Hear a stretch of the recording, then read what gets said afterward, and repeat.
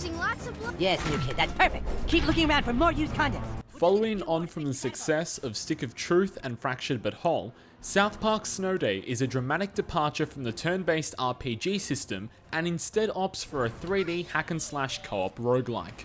Whilst this could have been an opportunity for a fun new way to interact with your favourite characters, Snow Day fails to impress, offering little in the way of innovative gameplay and restraining the crude and mischievous charm of the up-to-no-good 4th graders we have grown to love.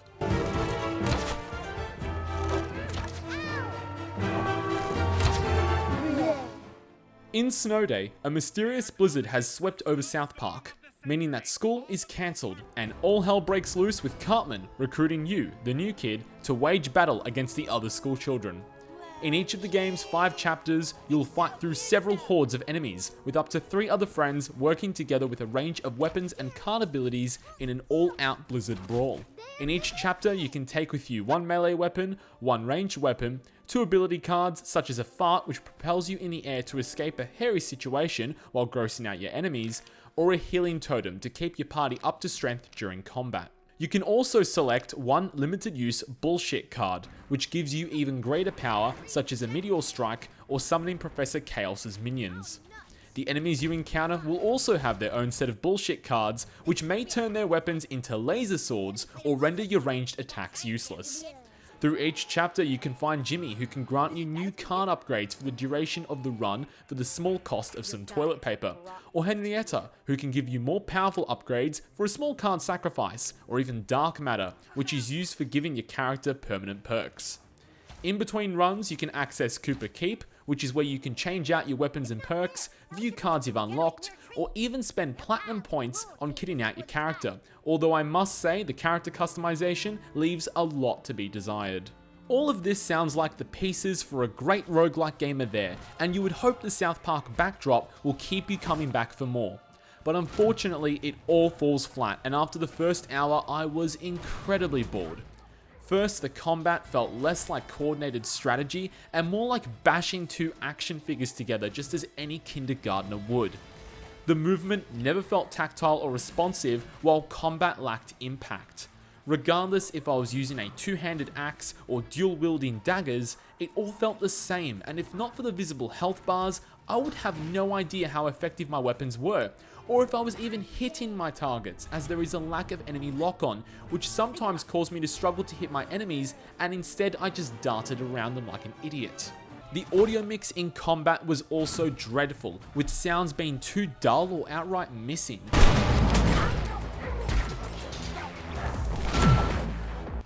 When your core hack and slash mechanics don't feel fun or satisfying, your game is greatly at risk of becoming a boring and tiresome chore, which is exactly what happened.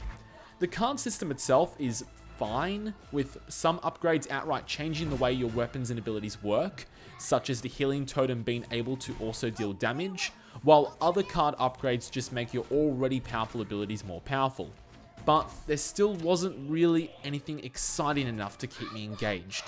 It took me less than 5 hours to finish the main game, of which I played mostly solo, because with the lack of in-game chat or team pings, the teamwork was about as effective as the team of bots the game provides you if you opt to play solo. I also only died a couple times, and that was mostly when I tried to explore the game's mechanics and get different cards through using different weapons. Once I quickly found the weapons and cards I liked, I completed the whole game on the hardest difficulty in an unspectacular fashion. While you can explore levels to find card upgrades or even dark matter for permanent perks, it all just felt pointless or not very motivating. By the time I finished the game, I only had 9 of the 30 perks, and the game expected me to replay the same levels over and over again at the prospect of becoming an OP character in Snow Day. But what's the point of grinding when the game isn't fun and there is nothing to work for? Even the levels themselves all felt the same. I've been showing you gameplay throughout the entire game, and honestly, I wouldn't blame you if you thought this was all from one section. In terms of endgame content, you can replay levels with increased difficulty modifications, or you can visit Henrietta to take part in wave-based challenges, which I had to download as a free DLC. The whole point of these wave-based challenges is to unlock cards and earn perks for your main chapter runs. Now, I did one of these, and it was easily the most boring part of the game due to the poor combat feedback I discussed earlier. Except this time with more enemies and more bullshit cards. So hopefully what I've established is that all of the gameplay elements have not been executed well, and the game at a fundamental level is simply not fun. Fans of this genre should and will look elsewhere to get their fix. But what if you're a South Park fan? And this for me is even more disappointing, as South Park Snow Day fails to carry through any big laughs and underutilizes a cast of characters which have delivered shock and awe to audiences since 1997. I've seen some people get upset over the 3D art style, but honestly, I didn't actually find that to be a big problem.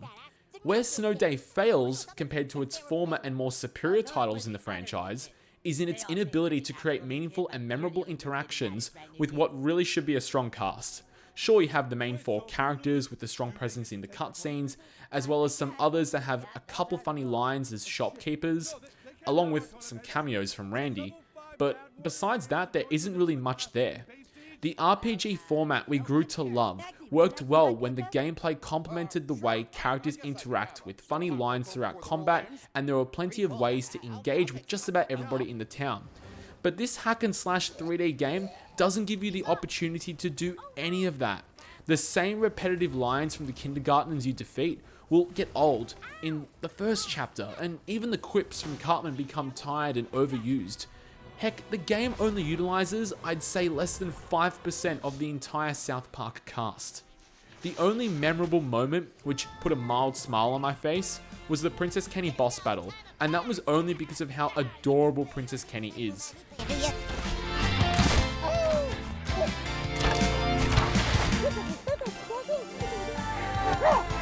The fight itself just felt the same as every single other boss fight in the game. A tired, high HP sponge, which I struggled to hit because of sloppy movement and poor mechanical feedback, while still offering little to no exciting challenge. All in all, I haven't been kind to South Park Snow Day, and that's because I desperately wanted this game to do well.